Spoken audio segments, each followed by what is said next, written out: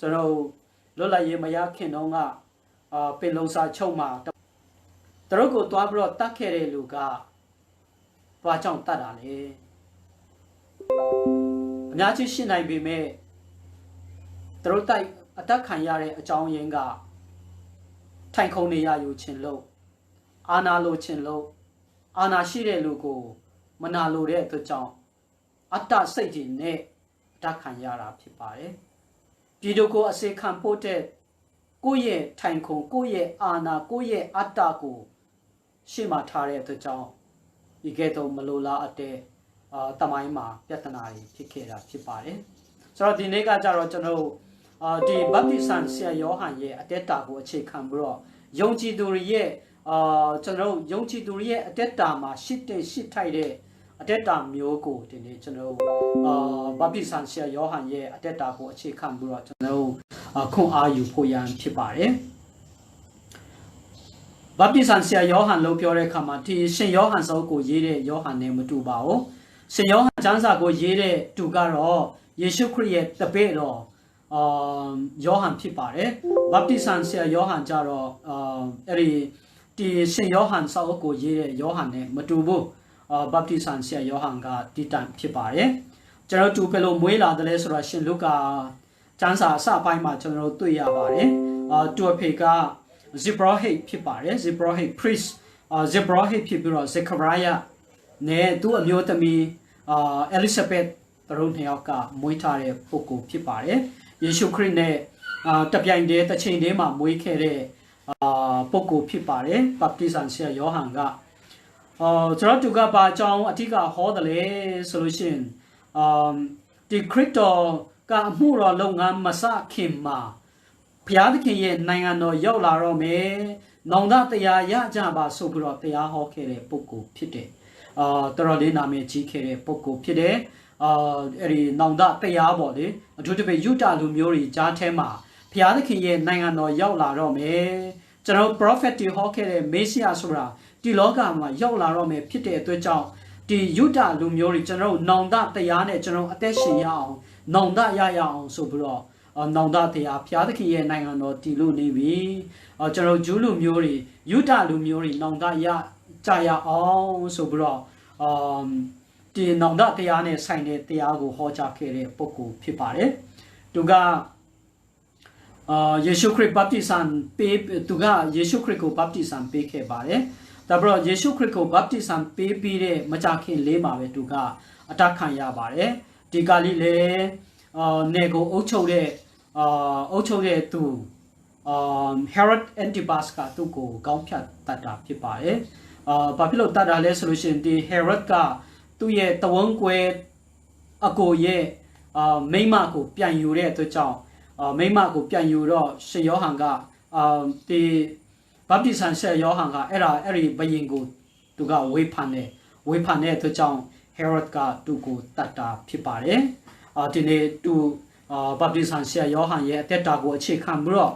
ကျွန်တော်ခွန်အားယူသွားဖို့ဖြစ်ပါတယ်ဆိုတော့ကျွန်တော်ကျမ်းစာကိုအခုနဖတ်သွားတဲ့အထဲမှာကျွန်တော်တွေ့ရတယ်လေဆိုလို့ရှိရင် Jerusalem မှာရှိတဲ့ Jerusalem ဆိုတာမြေတောင်ပိုင်းပေါ့ဆိုတော့အခုဗတ္တိဆန်ဆရာယောဟန်ရှိတဲ့နေရာကဂါလိလဲဘက်မှာဖြစ်ပါတယ်ဆိုတော့ Jerusalem ကနေဘယ်သူတွေလာတယ်လဲဆိုလို့ရှိရင်လေဝိဒီနဲ့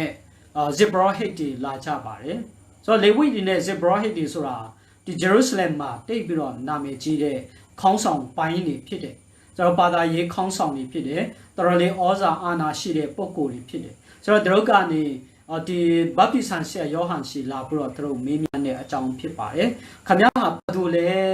ယောဟန်ခမည်းဟာဘသူလဲဆိုတာငါတို့ကိုပြောပါဆိုပြီးတော့အဲ့ဒီ Zebrahate နဲ့လေဝိတွေကိုဟို Jerusalem ဘက်ကနေအုပ်ချုပ်တဲ့သူတွေကစေလွတ်တာဒီယောဟန်အကြောင်းကိုစုံစမ်းဖို့ရတဲ့သူတို့ကိုစေလွတ်တာဖြစ်တယ်ဆိုတော့အဲ့ဒီချိန်မှာယောဟန်ကိုမေးကြတယ်ခမည်းဘသူလဲဆိုပြီးတော့မေးကြတယ်ဆိုတော့ဒီနေ့ကျွန်တော်occasion တစ်ခုမှာပဲဖြစ်ဖြစ်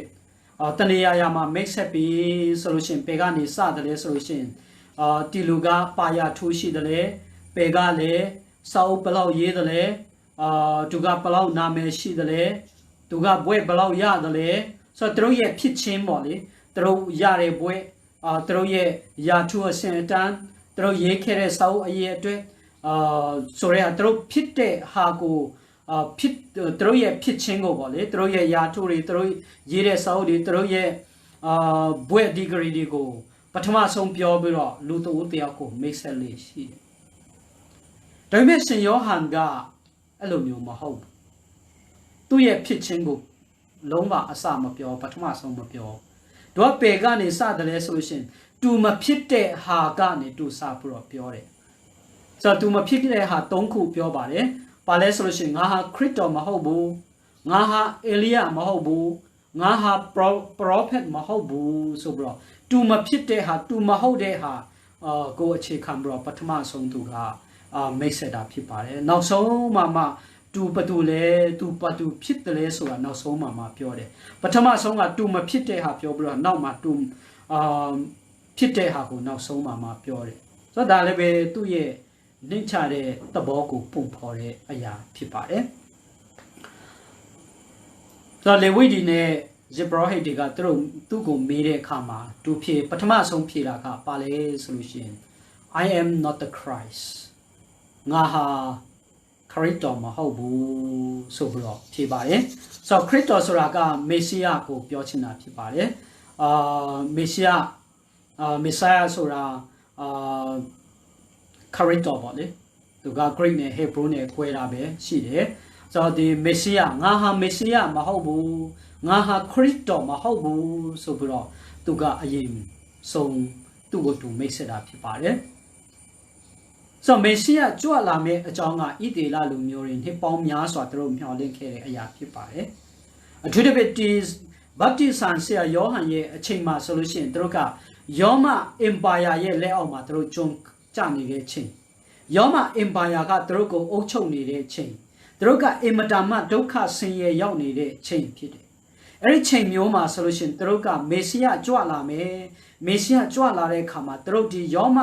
အစိုးရရဲ့လက်အောက်ကနေသူတို့လွတ်မြောက်မယ်ဂျုံဘဝကနေလွတ်မြောက်မယ်သူတို့ပြန်ပြီးတော့ငြိမ်သက်ခြင်းကိုရမယ်သူတို့ရဲ့ဘဝတွေသူတို့ရဲ့နိုင်ငံတွေသူတို့ကအာဏာပြန်ပြီးတော့ရမယ်ဆိုတော့မျှော်လင့်ချက်ကြောင့်မေစီယကိုမျှော်လင့်တဲ့ချိန်အမတန်မှသူတို့မေစီယကိုမျှော်နေတဲ့ချိန်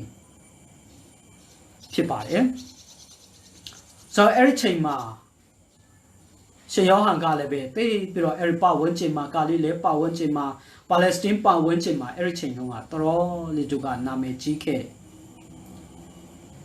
ဥပမာဖြစ်ကျွန်တော်ရှင်မတဲ့အခန်းကြီး3အခန်းငယ်9ကိုကျွန်တော်ကြည့်တဲ့အခါမှာကျွန်တော်ပါတွေ့ရတယ်လေဆိုလို့ရှိရင်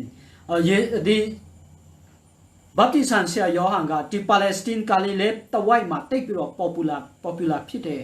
ပုဂ္ဂိုလ်ဖြစ်တယ်။ဆိုတော့ခုနပြောတဲ့ရှင်မတဲ့အခန်းကြီး3အခန်းငယ်9ကိုကြည့်တဲ့အခါမှာကျွန်တော်ပါတွေ့ရတယ်လေဆိုလို့ရှိရင်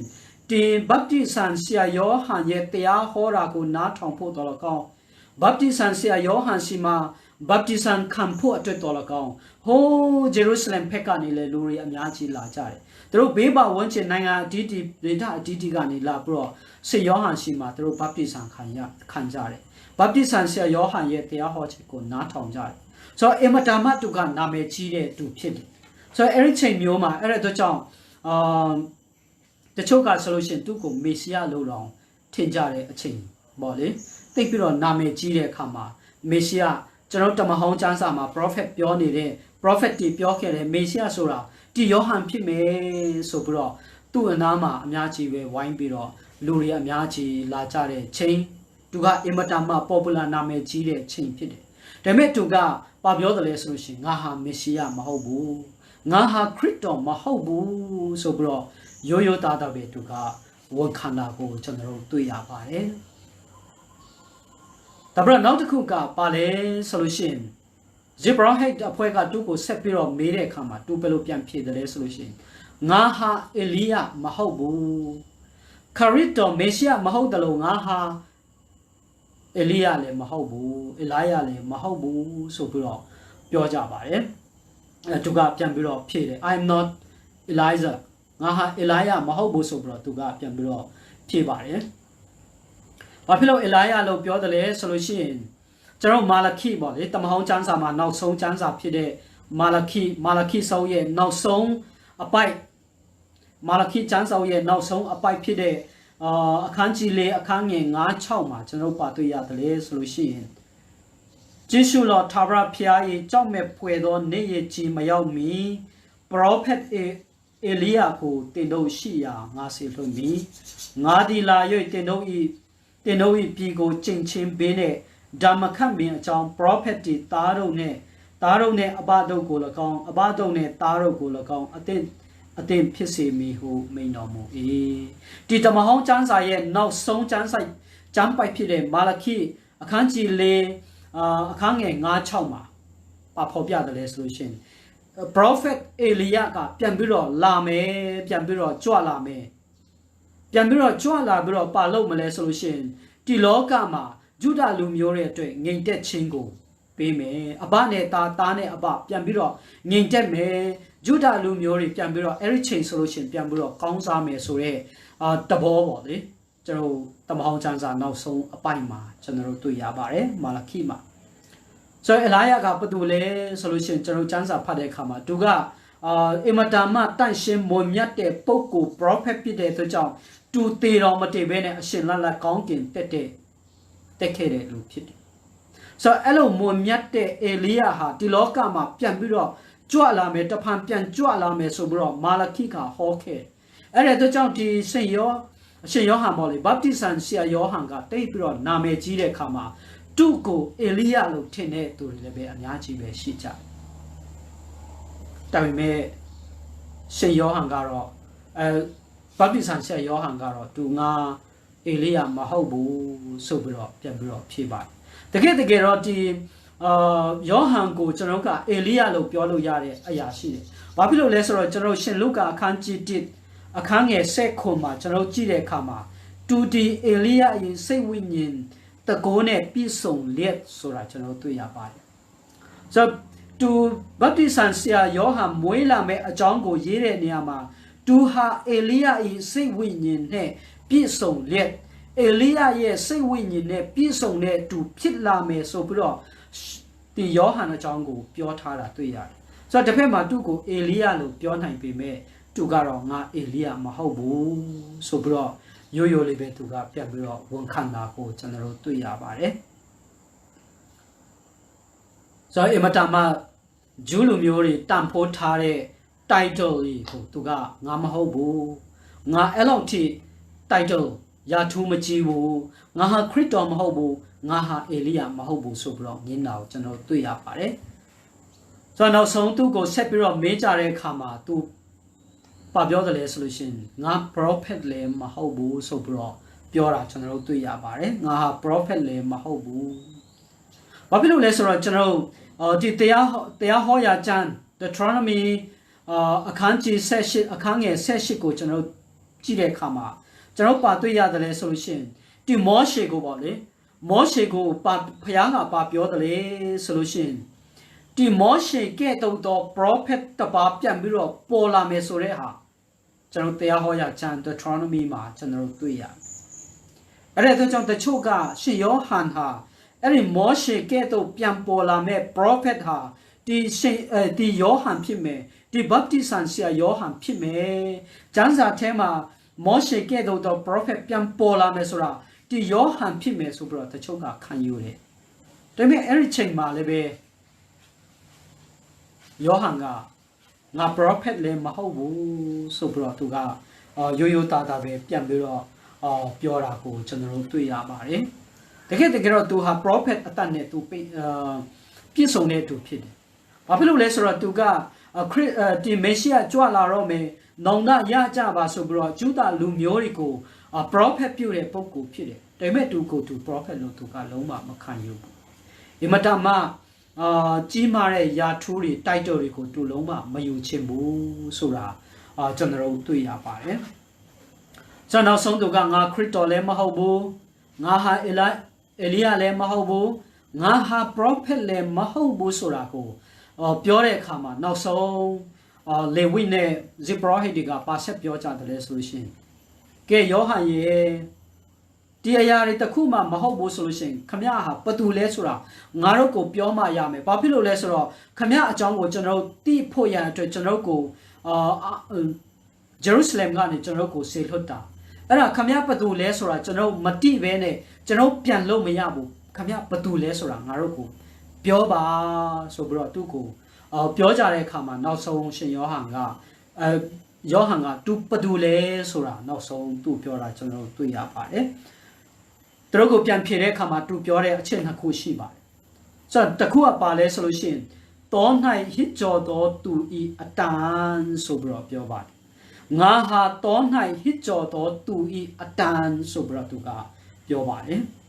ပြောချင်တာပါလဲဆိုလို့ရှိရင်ခရစ်တော်မေစီယကြွလာမယ့်အကြောင်းကို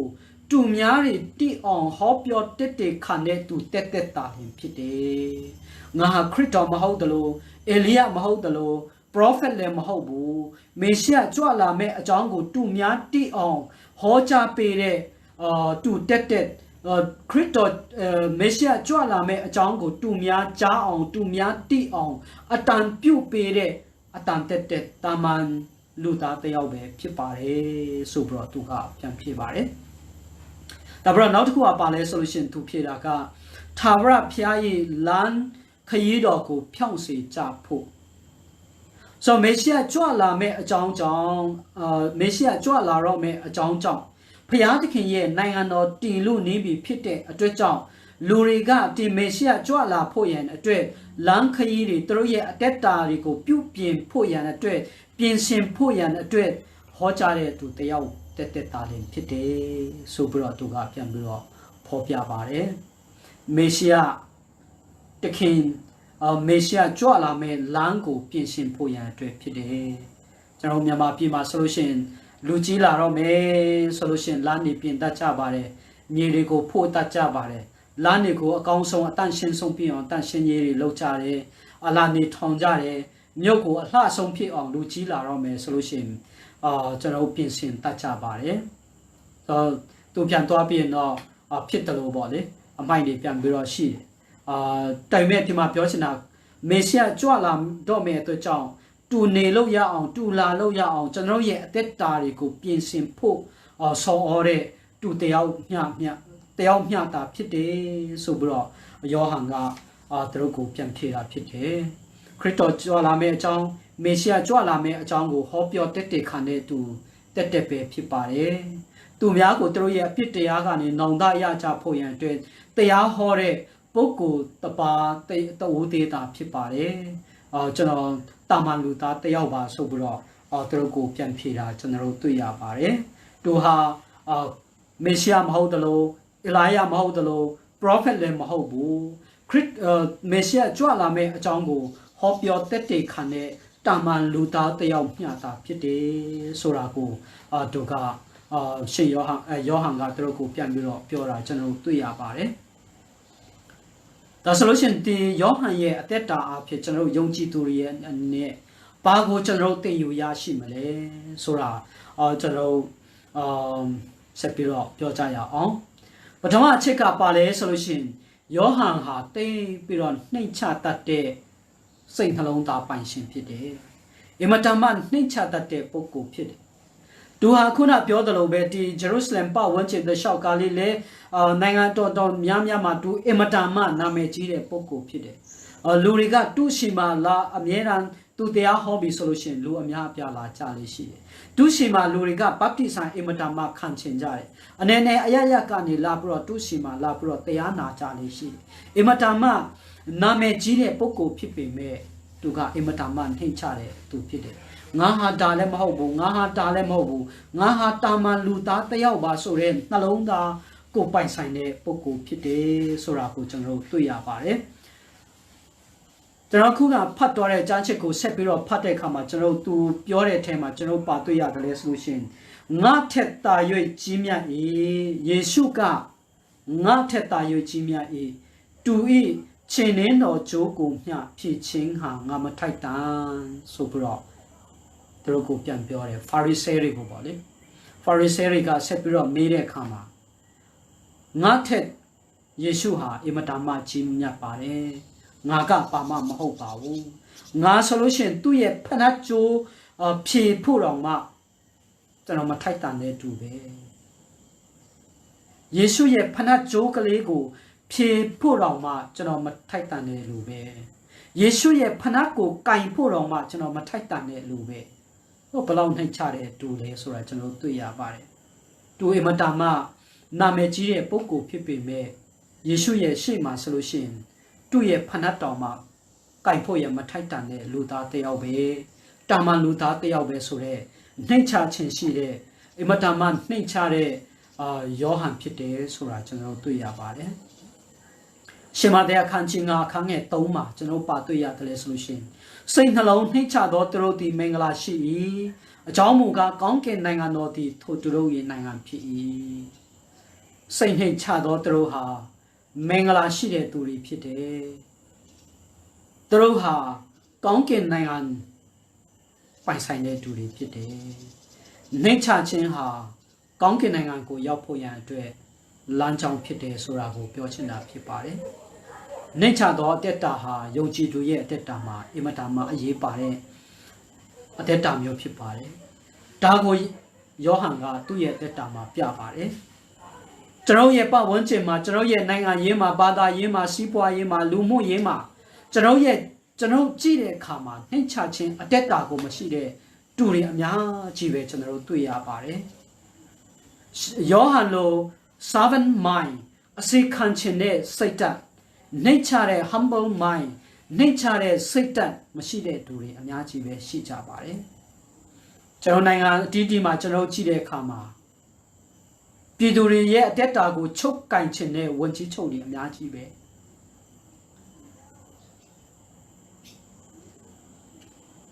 ဝန်ကြီးဌာနအတီးတီးမှာနိုင်ငံအနှံ့မှာဝန်ကြီးဌာနအတီးတီးမှာကိုယ့်ရဲ့အရေးကိုပဲအဝူးဆုံးထားခြင်းတဲ့လူတွေအမြဲတမ်းပဲပထမဖြစ်ခြင်းတဲ့လူတွေအမြဲတမ်းပဲအဝူးဆုံးဖြစ်ခြင်းတဲ့ဦးစီးမှုတွေအများကြီးပဲရှိတယ်။အိမ်ထောင်ဦးစီးတွေအများကြီးပဲရှိတယ်။ယာထုအာဏာတွေကိုမူးနေတဲ့ဘုံမိုးတွေဘိုးချုပ်မိုးတွေဘုံမိုးကြီးတွေကဘာနှံ့မှာအများကြီးပဲရှိပါတယ်။အာဏာကိုမူးနေတဲ့ဘုံမိုးတွေအများကြီးပဲရှိပါတယ်။အဲ့လိုပဲပြည်သူတွေရဲ့ဝန်ကိုမထမ်းချင်တဲ့ဝန်ကြီးတွေလည်းပဲအများကြီးပဲရှိပါတယ်။အဲ့လိုပဲမိမိရဲ့မိသားစုအရေးမိမိရဲ့မိသားစုအမှုမိမိတဦးတည်းရဲ့အမှုကိုပဲဆောင်တဲ့ခရိယန်ဓမ္မအမှုတော်ဆောင်နေတော်မှာအများကြီးပဲရှိပါတယ်။နှိမ့်ချခြင်းမရှိတဲ့အစိခံခြင်းနဲ့နှလုံးသားမရှိတဲ့ခေါင်းဆောင်တွေနိုင်ငံရေးမှာစီးပွားရေးမှာလူမှုရေးမှာကျွန်တော်ရဲ့ဘေးပါဝန်းကျင်မှာအများကြီးပဲရှိပါတယ်။ဒါပေမဲ့ယောဟန်ရဲ့အတက်တာကိုကျွန်တော်ကြည့်တဲ့အခါမှာသူဟာအင်မတန်မှနှိမ့်ချသောနှလုံးသားရှိတဲ့သူဖြစ်တယ်။ဆိုတော့ယောဟန်ရဲ့အတက်တာမျိုးကိုပိုင်ဆိုင်တဲ့ယုံကြည်သူတွေဖြစ်ဖို့ရန်အတွက်ယောဟန်ရဲ့အတက်တာကိုကျွန်တော်ကိုတင်ပေးတာဖြစ်ပါတယ်။ဒါပေမဲ့နောက်တစ်ခုပါလဲဆိုလို့ရှိရင်ယောဟန်ကမေရှိယကြွလာမဲ့အကြောင်းကိုဟောပြောတက်တည်ခံတဲ့အတန်ဖြစ်ပါတယ် voice of Messiah voice of Christ ခရစ်တော်ရဲ့အတန်ကိုသူပြုပါတယ်ခရစ်တော်ကြွလာတော့မယ့်အကြောင်းဘုရားသခင်ရဲ့နိုင်ငံတော်ရောက်လာတော့မယ့်အကြောင်းကိုဟောပြောတက်တည်ခံတဲ့သူဖြစ်ပါတယ်သူကအတန်ဖြစ်ပါတယ်ဒီအတန်ကိုပေးတဲ့ပုဂ္ဂိုလ်ဖြစ်ပါတယ်ဆိုတော့ကျွန်တော်ယုံကြည်သူရဲ့အတက်တာမှာလည်းပဲကျွန်တော်နေ့စဉ်နဲ့မြခရစ်တော်ရဲ့အတန်ကိုသူများကြားအောင်လှုပ်ဆောင်တဲ့သူတွေဖြစ်ဖို့အရေးပါပါတယ်။ပြောချင်တာမေတ္တာတရားမရှိတဲ့နေရာမှာမေတ္တာအတန်ကိုပေးနိုင်တဲ့ယုံကြည်သူတွေဖြစ်ဖို့ရံပွဲတွေစစ်ပွဲတွေရှိတဲ့နေရာမှာငြိမ်းချမ်းခြင်းအတန်ကိုပြုတဲ့ယုံကြည်သူတွေဖြစ်ဖို့စာတမန်ရဲ့ချင်တော်မှုကိုခံစားရတဲ့လူတွေကြားထဲမှာခရစ်တော်ရှိကနေလာတဲ့လွတ်မြောက်ခြင်းအတန်ကိုသူတို့ရှိမှာဟောပြောတည်တည်ခံတဲ့ယုံကြည်သူတွေဖြစ်ဖို့မွေးစေဝါတွေဆွဲကပ်နေတဲ့တူရီကြားထဲမှာခရစ်တော်ရဲ့လွတ်မြောက်ခြင်းအတက်တာကိုခရစ်တော်ရှိကနေလွတ်မြောက်ခြင်းအတန်ကိုမွေးစေဝါသုံးဆွဲနေတဲ့လူတွေကြားမှာဟ ဟောပြောတဲ့ခံတဲ့ယုံကြည်သူတွေခရစ်တော်ရဲ့အတန်မေတ္တာအတန်ငြိမ်းချမ်းခြင်းအတန်လွတ်မြောက်ခြင်းအတန်ကိုအမြဲတမ်းပေးပါဝင်ခြင်းမှာပေးတဲ့ယုံကြည်သူတွေဖြစ်ဖို့လိုတယ်ဆိုတာကိုပြောလိုပါတယ်နောက်ဆုံးအနေနဲ့ဒီကုန်းမချုပ်ခင်မှာဆက်ပြီးတော့တခုပြောချင်တာပါလဲဆိုလို့ရှိရင်ဒီအကြောင်းအရာတွေကိုပြောပြီးတော့ယောဟန်ကသူ့ကိုလာပြီးတော့ interview လုပ်တဲ့လေဝိနဲ့ဇေဘရဟိတ်တွေနဲ့ဖာရိဆဲတွေကိုသူဘာပြောတယ်လဲဆိုလို့ရှိရင်တင်တို့အလယ်၌တဲ့တင်တို့မတိတော်သူတယောက်ရှိ၏ခမရတို့အလယ်မှာခမရတို့ရဲ့ဘေးမှာခမရတို့အလယ်မှာခမရတို့ပတူမှန်းမတိတဲ့ရှေ့မှန်းတော့မတိတဲ့သူတယောက်ရှိတယ်သူပြောချင်တာယေရှုကိုပြောချင်တာဒီဖာရိဆဲတွေဒီဇေဘရဟိတ်တွေဒီလေဝိတွေဂျားထဲမှာယေရှုရှိတယ်ဆိုတာယောဟန်ကသူတို့ကိုပြောတာခမရတို့အလယ်မှာရှိပေမဲ့ခမရတို့ကဘသူမှမတိဘူးတွေ့လည်းမတွေ့ဘူးကျွန်တော်ယုံကြည်သူရဲ့အတက်တာမှာကျွန်တော်ဘေးမှာယေရှုရှိနေပေမဲ့ယေရှုရှိမှမတိတဲ့သူတွေအများကြီးပဲကျွန်တော်ဘေးမှာရှိနေတဲ့ယေရှုကိုမမှတ်မိတဲ့လူတွေမတိတဲ့လူတွေယေရှုရှိမှမတိတဲ့လူတွေယေရှုရှိမှန်ကိုဂရုမစိုက်တဲ့ခရိယန်တွေအများကြီးပဲရှိပါတယ်ဒါပေမဲ့ကျွန်တော်ယုံကြည်သူတွေရဲ့အတက်တာမှာဆိုလို့ရှိရင်ယေရှုကိုပထမဆုံးအမြဲတမ်းကြည့်ရမယ်ယုံကြည်သူတွေဖြစ်တယ်ကျွန်တော်ဘေးမှာရှိတဲ့ယေရှုကိုအမြဲတမ်းသတိရတဲ့လူအမြဲတမ်းတည်တဲ့လူဖြစ်ဖို့လိုပါတယ်ဟိုတနေ့က Facebook မှာကျွန်တော်သူငယ်ချင်းတယောက်က post တစ်ခုတင်ပါတယ်ဆိုတော့သူကပါရေးတယ်လေဆိုလို့ရှိရင်ကျွန်တော်မြန်မာပြည်လာမဲ့ရွေးကောက်ပွဲမှာတချို့ကတော့ပါတီကြည့်မယ်ဒါပြီးတော့လူကြည့်မယ်ဒါပြီးတော့အမျိုးကြည့်မယ်ပါတီလဲကြည့်မယ်လူလဲကြည့်မယ်အမျိုးဖြစ်မဖြစ်လဲကြည့်မယ်ပေါ့လေကျွန်တော်အောက်မှာနောက်ပြီးတော့ comment ရေးလိုက်တာကကျွန်တော်ကဖျားကြည့်မယ်လို့တော့မရှိဘူးဆိုပြီးတော့ကျွန်တော် comment ဖတ်ရေးပါဆိုတော့ယုံကြည်သူရဲ့အတက်တာမှာအမြဲတမ်းကျွန်တော်ကဖျားကိုအမြဲတမ်းယေရှုကိုပထမဆုံးကျွန်တော်တို့ကြည့်ဖို့ဖြစ်ပါတယ်။ဟိုမှာဖြစ်ဆက်ပြီးတော့ပြောမယ်ဆိုလို့ရှိရင်ကျွန်တော်ချင်းပြည်နယ်မှာဆိုလို့ရှိရင်ခရိယာတွေကအများစုပဲ။ဒါပြီးတော့လာမဲ့ရွေးကောက်ပွဲမှာဝင်ပြိုင်မဲ့အမတ်လောင်းတွေလည်းပဲ80%ရာခိုင်နှုန်း85%ရာခိုင်နှုန်းကခရိယာတွေပဲဖြစ်မှာပဲ။မဲပေးမဲ့ချင်းပြည်နယ်မှာမဲပေးမဲ့တူတွေလည်းပဲအများဆုံးကခရိယာတွေပဲ85%ရာခိုင်နှုန်းကခရိယာတွေပဲဖြစ်မှာပဲ။ဒါပေမဲ့ကျွန်တော်တို့ကခရစ်တော်ကိုကြည့်ပြီးတော့ဖယားကိုကြည့်ပြီးတော့မဲပေးမဲ့သူကတိတ်မရှိဘူးပေါ့လေလူကိုပဲကြည့်မယ်ပါတီကိုကြည့်ပြီးတော့မဲပေးမဲ့လူတွေဆွေမျိုးကိုကြည့်ပြီးတော့မဲပေးမဲ့လူတွေခရစ်တော်ကိုကြည့်ပြီးတော့ဖယားကိုကြည့်ပြီးတော့မဲပေးမဲ့လူကခက်ရှားရှားဖြစ်ပါတယ်ကျွန်တော်ပြောချင်တာကပါလဲဆိုလို့ရှိရင်ကျွန်တော်ယုံကြည်သူရဲ့အတက်တာမှာခရစ်တော်ကိုပဲကျွန်တော်ကအမြဲတမ်းပထမဆုံးကြည့်ဖို့လိုပါတယ်ဒီဖာရိဆဲတွေကသူတို့ရဲ့ယာထူးတို့ရဲ့ယာထူးတွေကြောင့်ခရစ်တော်ကိုတို့ဘေးမှာရှေ့မှာမတိကြဆိုတော့တို့ကဒီယောဟန်ရှေ့မှာလာပြီးတော့ယောဟန်ဟာဘသူလဲဆိုတာတို့လာပြီးတော့ interview လုပ်တာတခြားမဟုတ်ဘူးဒီယောဟန်ကအင်မတာမနာမည်ကြီးတဲ့အတွက်ကြောင့်သူ့ကိုမနာလို့သူ့ကိုအပြစ်ရှာခြင်းလို့ဒီဖာရိဆဲတွေဒီလေဝိတွေဒီဇေဘရဟိတ်တွေကအဝေးကြီးကနေလာပြီးတော့သူ့ကိုလာပြီးတော့ interview လုပ်တာသူပြောမှလို့ရှင်သူ့ကိုဖမ်းပြီးတော့သူ့ကိုအရေးယူလို့ရအောင်သူ့ရဲ့အပြစ်ကိုရှာဖို့သူတို့လာတယ်ဆိုတော့သူတို့ရဲ့ယာထုအာနာကိုဇင်ခေါ်တဲ့ပုဂ္ဂိုလ်အနေနဲ့သူတို့မြင်လို့သူ့ကိုအပြစ်ရှာဖို့လာကြတာအဲဒါကြောင့်သူတို့ရဲ့ယာထုမဲ့မော်ရာသူတို့ရဲ့ယာထုတွေသူတို့ရဲ့အဆင့်တန်းတွေကိုပဲသူတို့ဦးစားပေးတဲ့အတွက်ကြောင့်သူတို့နားမှာရှိတဲ့ယေရှုကိုသူတို့ကမတိရှာကြဘူးသူတို့ဘေးမှာထိုင်နေတဲ့ယေရှုကိုမတိရှာကြဘူးကျွန်တော်ရဲ့ပိုင်ဆိုင်မှုတွေကျွန်တော်ရဲ့ယာထိုးတွေကျွန်တော်ရဲ့အဆင့်အတန်းတွေကတခါတလေယေရှုကိုကျွန်တော်တွေ့နိုင်ဖို့ရန်အတွက်ဖခင်ကိုကျွန်တော်ရှာတွေ့နိုင်ဖို့ရန်အတွက်အသားအစီတွေဖြစ်တတ်တယ်ကျွန်တော်ကိုယေရှုကိုမြင်နိုင်ဖို့ရန်အတွက်ကွယ်နေတဲ့အရာတွေဖြစ်တတ်ပါတယ်ဒါပေမဲ့ယုံကြည်သူရဲ့အတက်တာမှာခရစ်တော်ကိုပထမဆုံးမြင်တတ်တဲ့လူတွေဖခင်ကိုပထမဆုံးကြည့်တတ်တဲ့ယုံကြည်သူတွေဖြစ်ဖို့ လိုအပ်တယ်ကျွန်တော်ရဲ့ဘေးမှာရှိတဲ့ယေရှုဖခင်ကိုပထမဆုံးမြင်တတ်တွေ့တတ်တိတတ်တဲ့ယုံကြည်သူတွေဖြစ်ဖို့လိုတယ်ဆိုတာရှင်ယောဟန်ကဒီဖာရိဆဲတွေလေဝိတွေကိုသူဖော်ပြနေတာဖြစ်ပါတယ်ဆိုတော့ကျွန်တော်ဒီကုန်းအဖြစ်ပြောရမယ်ဆိုလို့ရှိရင်ဒီနေ့မှာကျွန်တော်အတိတ်ကပြောချင်တာကယုံကြည်သူရဲ့အတက်တာမှာယောဟန်လိုပဲနှိမ့်ချတတ်တော်တူတွေဖြစ်ဖို့လိုပါတယ်နှိမ့်ချတတ်တော်ခရိယာအတက်တာမျိုးကိုပိုင်ဆိုင်တဲ့တူတွေဖြစ်ဖို့လိုပါတယ်ဒါပြီးတော့ယောဟန်လိုပဲကျွန်တော်ရဲ့ဘေးပတ်ဝန်းကျင်မှာခရစ်တော်အကြောင်းကိုသူများတွေသိလာအောင်နားလည်လာအောင်ခရစ်တော်ရဲ့နိလန်းတွေကိုလူတွေကလက်ခံလာအောင်ကျွန်တော်ကအတန်ပြုတ်ပေးတဲ့ဟောပြောတက်တည်ခံတဲ့သူဖြစ်ဖို့လိုပါတယ်ငြိမ်သက်ခြင်းမရှိတဲ့နေရာမှာငြိမ်သက်ခြင်းအတန်မေတ္တာတရားမရှိတဲ့နေရာမှာမေတ္တာတရားအတန်ကိုပြုတဲ့ယုံကြည်သူတွေဖြစ်ဖို့လိုအပ်ပါတယ်ဒါပြီးတော့ကျွန်တော်ပါပဲလို့ပေပဲသွားကျွန်တော်ရဲ့ဘေးမှာရှိတဲ့ယေရှုကျွန်တော်ဘေးမှာရှိတဲ့ဖခင်ကိုအမြဲတမ်းပထမဆုံးတရိယာဖို့မြင့်တတ်ဖို့တွေ့တတ်ဖို့လိုတယ်ဆိုတဲ့ဟာကိုဒီနေ့အနေငယ်ခွန်အားပေးလိုပါတယ်ဂျာနာတူညီအကိုမောင်နှမများအားလုံးဖခင်ရှင်ကောင်းချီးပေးပါစေဒီနေ့ကျွန်တော်ဝတ်ပြုခြင်းအစီအစဉ်ကိုဒီလိုပဲကျွန်တော်အဆုံးသတ်မှာဖြစ်ပါတယ်အားလုံးအဆုံးသတ်ဖို့ရန်အတွက်ဆုတောင်းကြပါစို့ကျွန်တော်မျိုးတို့ကိုထာဝရမေတ္တာတော်အဖြစ်ချစ်တော်မူသော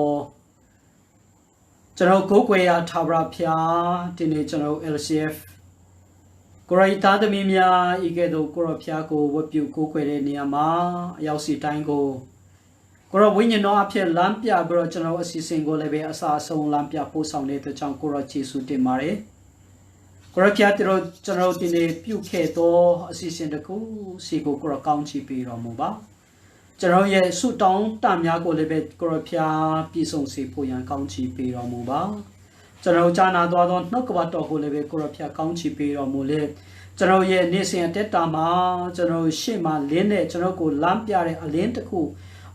ဖြစ်စေဖို့ရန်အတွက်အရောက်စီတိုင်းကိုကိုရဖျားကောင်းချီးပေးတော်မူပါကိုရဖျားမနေ့ဖြင့်ကနေအလုံးပြန်စင်းမဲ့ကိုရဖျား၏တာသမီအရောက်စီတိုင်းကိုလည်းပဲတပတ်တာလုံးဆက်လက်ပြီးတော့ကိုရဖျားလမ်းပြပို့ဆောင်ပြီးတော့ထိခိုက်ပျက်စီးခြင်းကိုရဖျားနာမကျန်ခြင်းအားလုံးမှာကိုရကွဲကားပြီးတော့တပတ်တာလုံးကိုရလမ်းပြပို့ဆောင်ပြီးတော့နောက်ပတ်မှာလည်းပဲဤကဲ့သို့ကိုရဖျား၏ကောင်းမြတ်ခြင်းကိုအတူတကွ